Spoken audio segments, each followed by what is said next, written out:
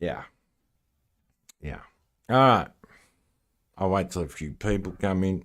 I'm not going to play any music through this because it's important that this video stay up as well. And I've named it Part 2. Yep, Part 2.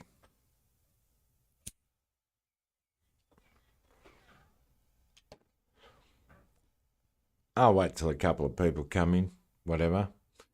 Let me just say, Beneath the Iceberg is a documentary on the web's darkest underbelly. It's part 1 that I will show you now. I'd advise viewer discretion. The maker of this documentary, he was actually a paid journalist, investigative reporter, works for an investigating journalistic company, and they're all doing this for nothing, right? Warning, this documentary contains discussion of child sexual abuse and violent crime. It is not intended for viewers under the age of 18. Yeah. What does it have to do with me? Nothing.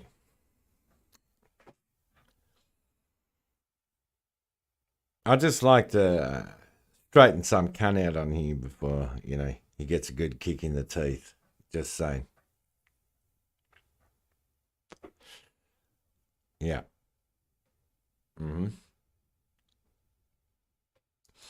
I'd also like a certain individual to hear questioning by Homeland Security in regards to, having images and shit like that on your computer. And what else? Maybe the transfer of data and all that kind of crap.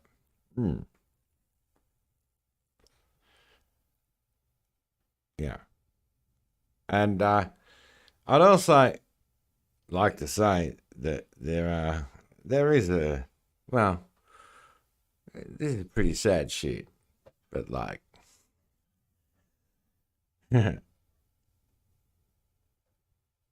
yeah. So now that I have provided a timeline of hello, Commander Alpha Turkey. Now that I have provided a timeline with government documents, authentic shit, and a story. Yeah. That cannot be called fake. That has 100% receipts. And that has my own words stating my preferentials are anonymity. I like to remain anonymous. Yeah. But at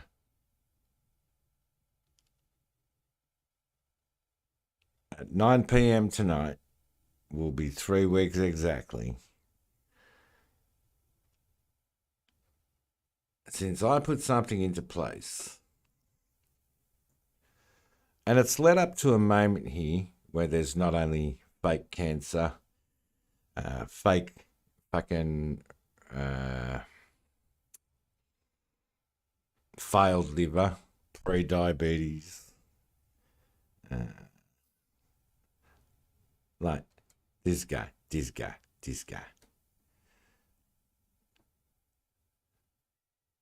Already been diagnosed with stage 1 prostate cancer.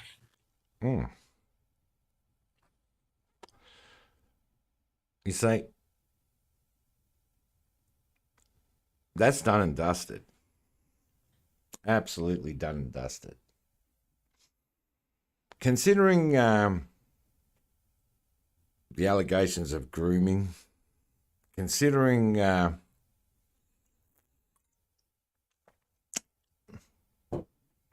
violence against females. Considering being the father of a murdered 2-year-old, considering that father trying to turn around everything through communication, that it was the mother's fault for not enforcing that order, considering the father of the murderer knew that order was in standing, even trolled the family. He likes to say those texts are fake and all that sort of shit, but they're not. They're not. No, they're not.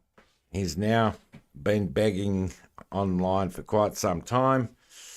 After losing his last job, which was for taking medications that he had no RX for, things like that, on a drug test, failed. And he's made up a whole lot of fucking bullshit about wanting to get on disability, right? What you're about to see is a story. Yeah, and there are survivors, but there are deaths as well. And yeah, this is part one. Beneath the Iceberg, a documentary on the web's darkest underbelly.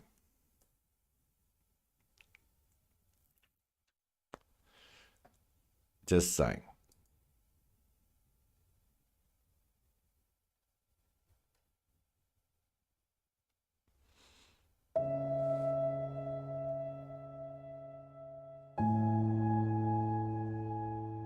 Now remember the dates I gave you, okay?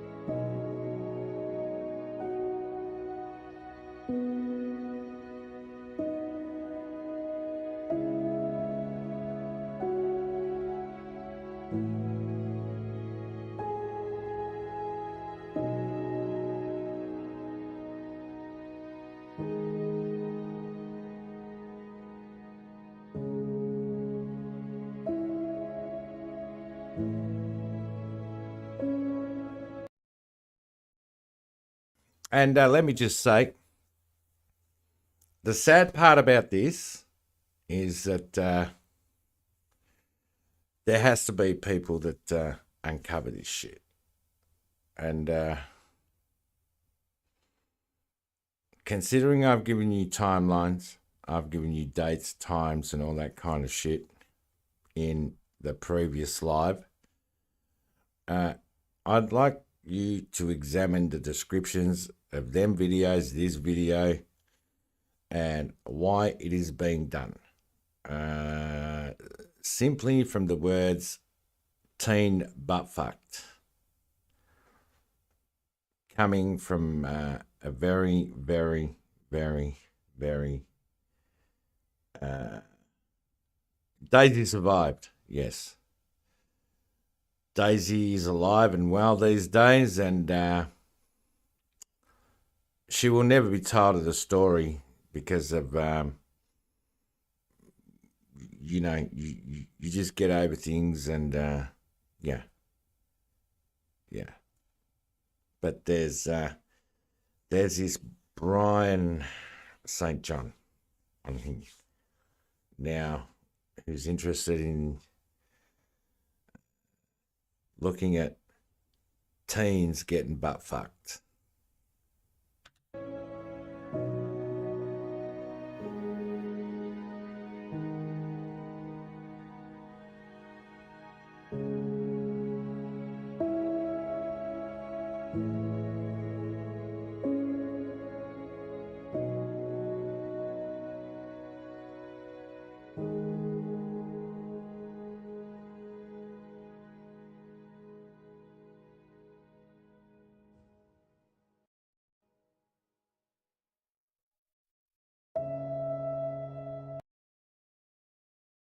So, as you can see,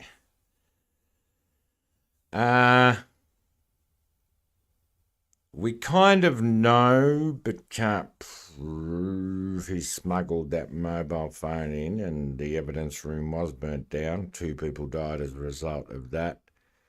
But there were things in place that were put in place to seek that this was justified. He called himself El Presidente. Liesl Megale's mother, let me just say, she called herself La Presidenta. And yeah, it was while she was released on bail, Love Megale, or Liesl Megale, headed to a different part of the Philippines. And she changed her name and kept gloating and shit like that. Just like Brian St. John did, like gloating about his son's victim to the family. Like, oh, I won't get to see Christmas this year and shit like that. Posting rancid pictures of the case, which he's now in complete denial. But yeah, no, they were from him.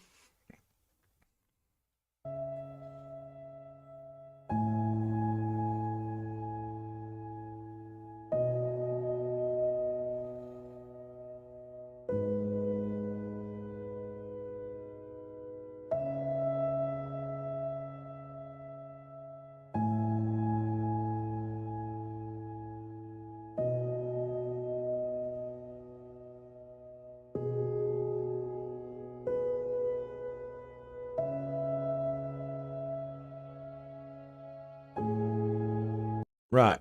So, just one more thing before I interrupt, right? So, after all this became highlighted, my next target was this guy here. A doctor, a professional. He was behind driving this emblem, Heart's Progress. Both are minority sexual orientation groups with a history of discrimination. We are committed to fight for the rights of pedosexuality. Now,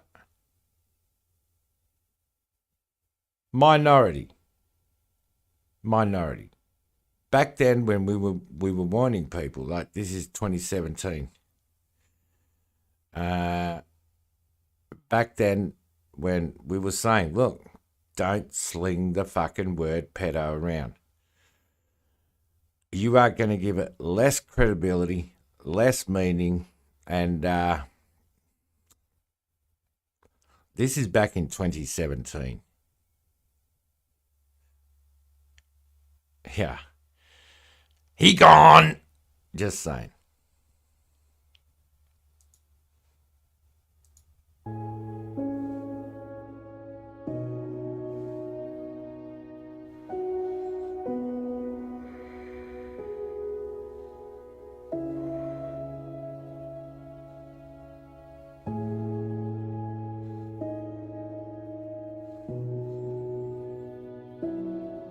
Yeah. It's for the children, really.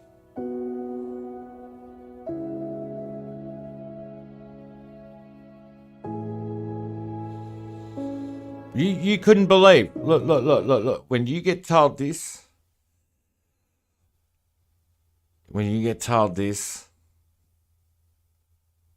yeah. And you might want to understand why, like, you know, why the people who investigate these things don't want anyone in their life. They've seen the bad side of the world. But dedication remaining to uncovering these people on the internet, you know, is there. It's kind of like what we do, and when we find them running around, yeah, we kind of alert people and things like that. And that's why I alert you about Brian St. John. Not that he's on this level, but I want you to understand that he tried to validate his position on the internet using the fact that his son murdered a 2-year-old baby, using the fact that he's always talking about children's genitalia. You've heard him and Laura have an argument where Laura calls him a bitch, saying, did you say it's okay to masturbate to 14-year-olds? And yeah, I'm just saying. And you know, someone has to do this job. You know, someone has to do it, no matter what level, what group, whatever. Someone has to do it. Someone has to. You hope that someone is out there trying to save children. You just hope. Yeah, I'm Brian. You know how you said the police raided my house? No. You're always welcome, mate. Always. I just see, even the fact that you are falling into a trap, sunshine, that is much deeper than you can ever imagine. You wanted some attention. It'll be 3 weeks at 9 p.m. tonight, my time, that a plan was put into place that has seen you so far with the most ridiculous retorts. But you see, you're always talking about children, their genitals. You even told me I finger bang my daughters. But you see, my daughters were brought up by a father who made sure they had private educations and all that kind of stuff. Your children, what do you bring up? Well, see, we're still trying to work out why, the real reason why you're not allowed to, you have to keep away from someone. Yeah, we're working on that, mate. I'm just letting you know.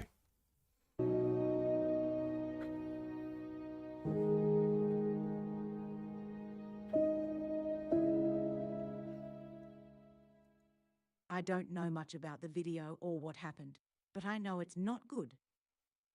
I'm a little bit teary, honestly. When I actually think about what happened, then it's hard.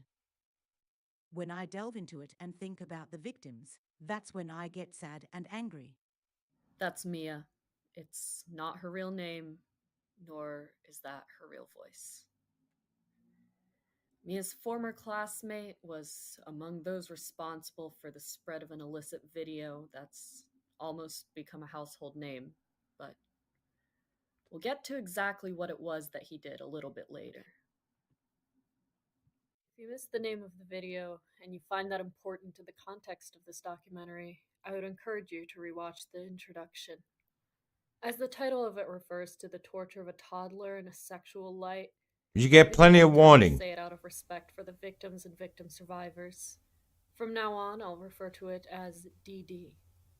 In addition, I'll be censoring the names of certain individuals, websites, and videos, not for the sake of withholding information, but to respect the privacy of those involved and to prevent bad actors from being able to find certain sites.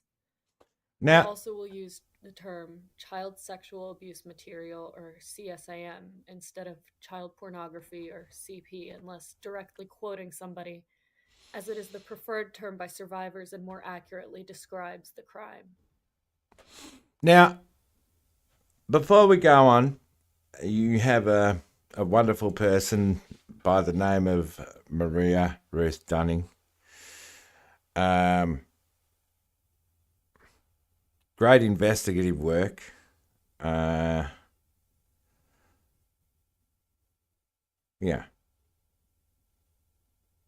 And I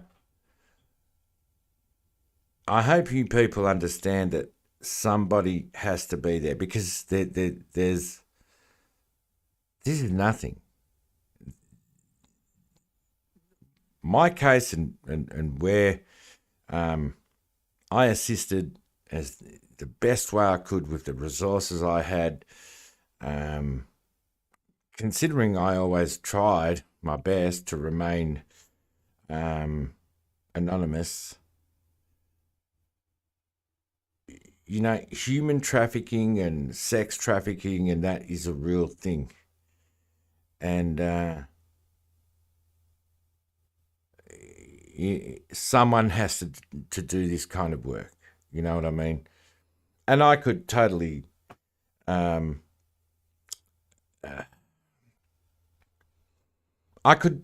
get like Maria to validate, because she's read the court documents and everything of who I am. I've shown you in the first part of the live. Bear in mind, I have to tell you, I gave you government documents, reports, times and dates, relentlessness, dedication. If I believe that if there was any one time that my OCD was to shine through, it's simply by news articles actually telling you I wanted to remain anonymous. Don't fucking tell anyone about me. And I have become obsessed. I'm just saying. But yeah, Maria, yeah, you did such a great job on this. I love the way you present the Homeland Security team of the United States, how they're asking questions. Hey, Brian, you listening? You're the one talking about children's genitals and how you want to, what was it, teen butt fucked and shit like that. It don't matter about anything you say, mate, from this point on. I told you that. You can't, you fake cancer, everything, we know everything, right? But, Brian, I know you're listening. Listen to Homeland Security, how they're being very specific. They know their shit, because, like, Brian, when I talked to the federal police, the Australian Federal Police, you know, none of the questions were asked about my network, because let's just say the network was built for a reason. If I asked you if you recognize the name Dominic McGee, you probably wouldn't know who that is. But if you're on Twitter, especially after its rebrand as X, you might know Dom Lucre. Lucre describes himself as a breaker of narratives. He's a passionate conservative, but above all, he seeks to expose those in power, focusing in on the topics of child abuse and human trafficking. Which is why, in late July, Twitter users were surprised and outraged to see that Lucre's account had been suspended. Lucre's supporters were quick to tweet in his support, attempting to make the hashtag #FreeDom trend. They believed that Lucre was banned for his tweets about the death of the Obama family chef and were outraged that he was being silenced. That is until Elon Musk personally Thank you, responded to Maria. political journalist Thank Ed you. Krasenstein's inquiry about Lucre's suspension. I'm told that this account was suspended for posting child exploitation pictures associated with the criminal conviction of an Australian man in the Philippines, Musk tweeted. Only people on our child sexual exploitation team have seen these pictures. For now, we will delete those posts and reinstate the account. The claim that only Twitter moderators had seen the images, however, was plainly false. A Twitter user shared a screenshot of the statistics of the tweets as of July 25th, 3 days after the images were posted. But what exactly was it that Lucre posted? And it has to have landed him in jail, right? Well, not exactly. Because the picture that Lucre posted was a censored, publicly released still featured in a news article that Lucre linked. But despite its censorship, it was clear what the image showed, and it was not something that most people ever thought that they'd find on Twitter. In the image, a teenage girl sits on her knees on a bed. Though white squares censor any private parts, it's obvious that she's clad in nothing but a black and red Venetian-style mask. Next to her is a small toddler girl. Her face and most of her body are censored, but she appears to be under the age of 3.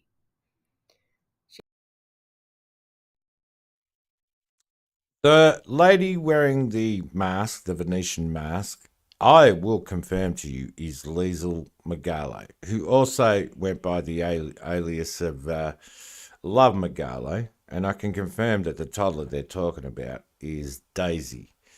And like I said, Daisy was actually saved. She was. She's hanging upside down from a contraption attached to the ceiling, her legs spread apart. Just like the teenage girl, she is completely naked.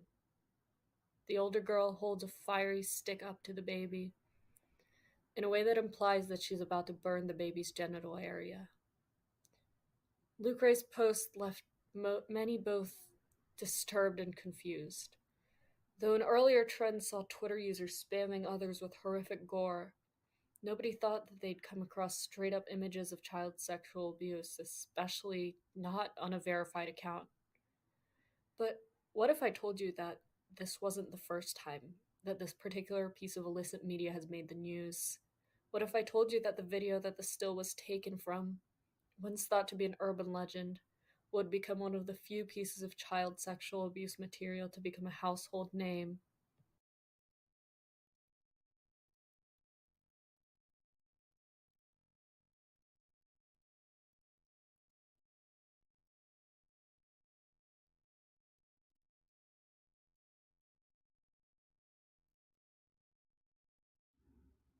Joshua James Duggar of 19 Kids and Counting fame is arrested for possession and reception of child sexual abuse material. Audio of his interrogation by Homeland Security special agents has been released. Please note that, before recording, one of the first things that Duggar allegedly said upon seeing the agents at his workplace was, though there are many accounts of what the exact quote was, something along the lines of, "What is this about? Has anyone been downloading child pornography?" What do you do for work? I own this business, and then I also do some real estate as well. Okay. Wholesale. This is wholesale mother card. What do you do? You got your real estate license? I do not. No, we manage. My dad has commercial properties, so I help him with management of that. Okay.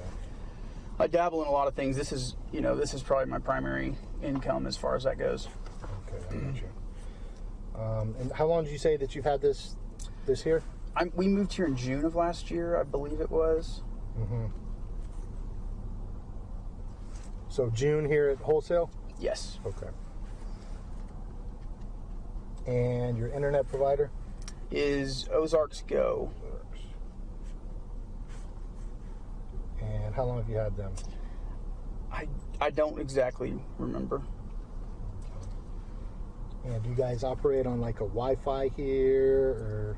So, yes and no. We've had several different things. In fact, last week I changed it because we had three different. I think there's 3 routers in there right now. I honestly can't remember, but we had it daisy chained to where we had different, so we could send it out over the lot, so we could get to each edge to be able to take pictures and things like that and post them up. Because our cell service is not real great down here in the valley. So, but I think right now I probably have 2 routers in there hooked up. One's more of a long range and one's closer up. Okay. 2 routers. And are they password protected or secure? I believe one of them is. The other one I think was more like a guest network.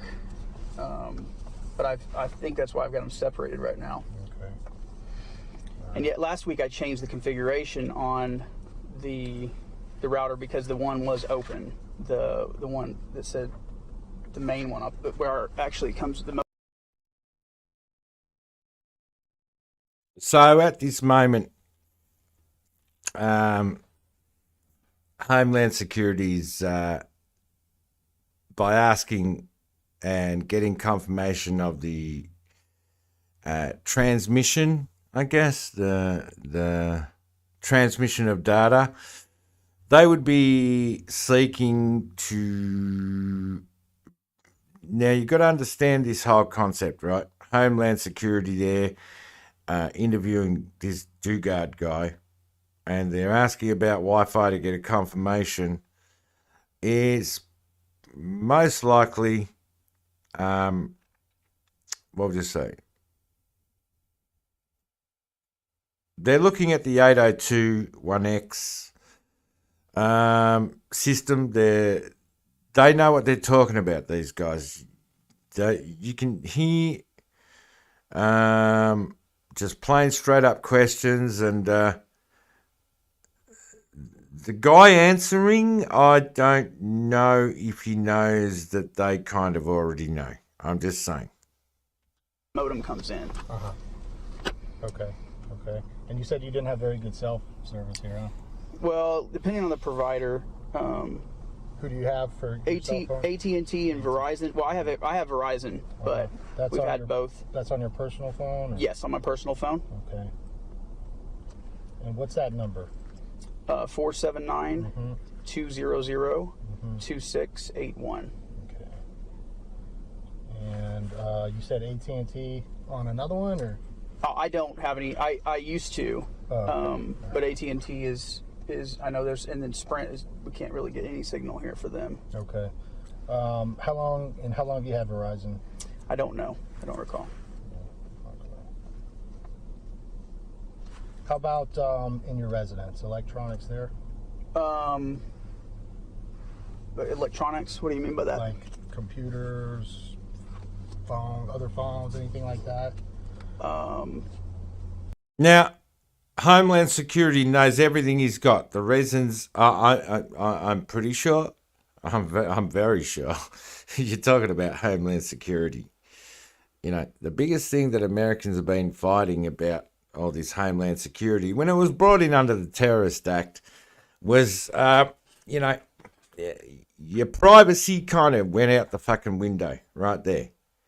Now, the reason they're asking about these devices is because they know these devices exist. They want to see what device he denies. Apparently, he's just giving it all up. I mean, my wife has a phone, but not any more that I possess. I mean, I have in the past, and I've recently upgraded my phone. So, I mean, as far as that goes, I don't want to All right. Email? You got email accounts? Yes. What would that be? So my email is joshuaduggar@icloud.com. That's my full name. Sir, if you don't mind, we go back real quick to those electronics. I know Agent Accorda mentioned in your home residence, but for the reason of why we're here today, what are we? By the way, Maria, thank you for this, but I'd like to let you know that Eva is a former member of the Australian Federal Police. Are we talking about electronics on scene? Okay. So you have your cell phone, right? Got my cell phone, and then there's a laptop in that RV over there. Okay. No, let's do one by one. The phone, that was one that you had in your pocket, right? Right in my pocket. Who else has access to that phone? Well, depending on sometimes I have a guy that works with me. He'll take pictures, sometimes with the phone. So outside of you, other people will possibly have. Is it password protected? Yeah, it's not very secure. I mean, everybody knows it. Okay. My kids use it quite a bit. My wife, mostly family and Gotcha. friends. Is it It's a not swipe like I would hand it around. passcode or is it a PIN numeric? It's a PIN. What is the PIN number for it? Am I required to give that to you? You're not. Okay, I'd rather not. Okay. Yeah. We'll get a little bit more into the forensic side of stuff.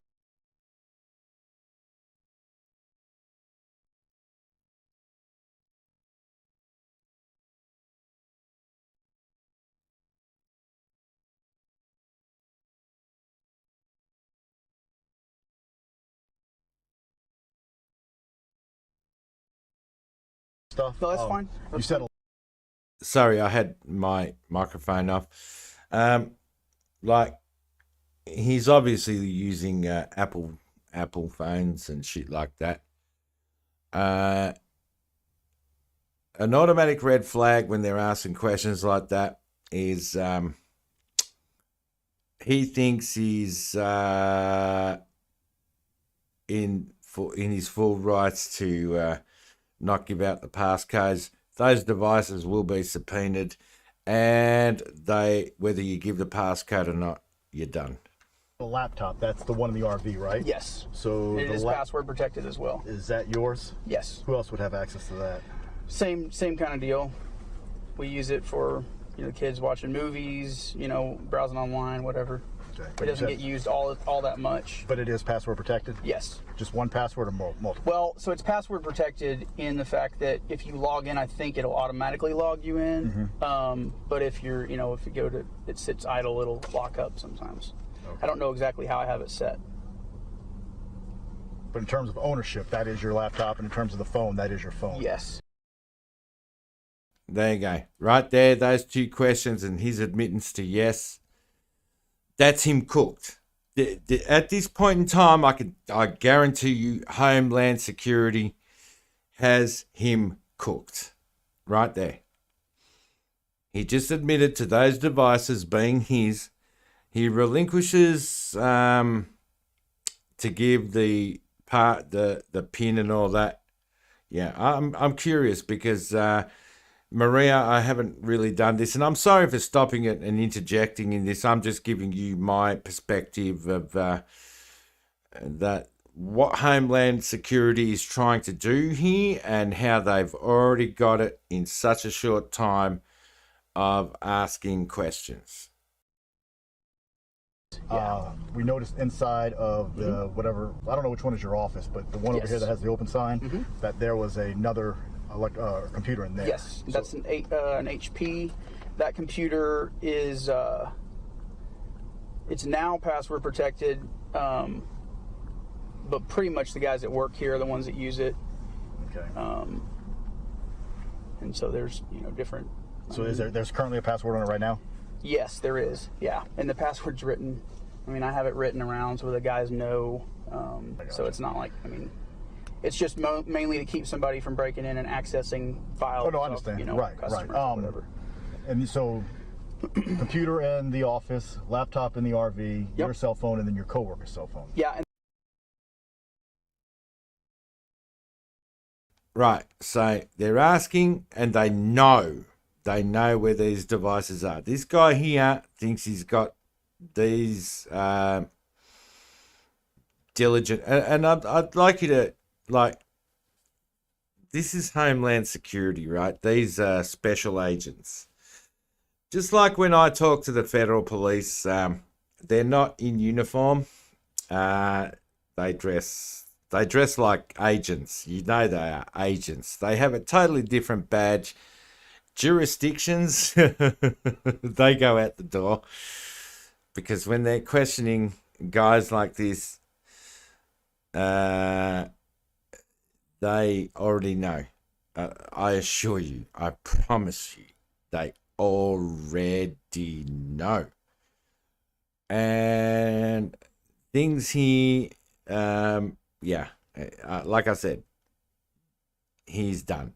And then there's also, they reminded me, there's a hard drive probably in the security system, which is up above. Oh, for your surveillance? Right, for surveillance system. But you want to use that to recover? It's not active right now. I mean, I didn't tell anybody else that, but I'm just saying, I might have an old, phone laying around or something somewhere. In the RV or in the office? I know there's an old phone in the back of this Honda, but we found it in the car, It's not like it's in the car. What about any other type of, now when we talk about electronics, I know a lot of people often just jump to cell phones, tablets, laptops, things of that nature. SD cards or anything, I don't know. Right. And those thumb drives, are those yours? Are they your co-workers? Or? I don't know. I don't actually know, because I don't think I have it. There might be one in that laptop bag as well. But they would all be, I mean, if they're here, they're here. I don't know. So, and I know Agent Aycock had kind of alluded to the fact that what we do, but we're part of a specialized task force, and that task force is called the Internet Crimes Against Children Task Force. Yep. Based on an ongoing investigation, we were able to... Or receiving? At this point, probably best that you just listen, okay? Okay. We were able to get from this IP address one specific video of child pornography and one folder containing 5 images of child pornography from a specific IP address.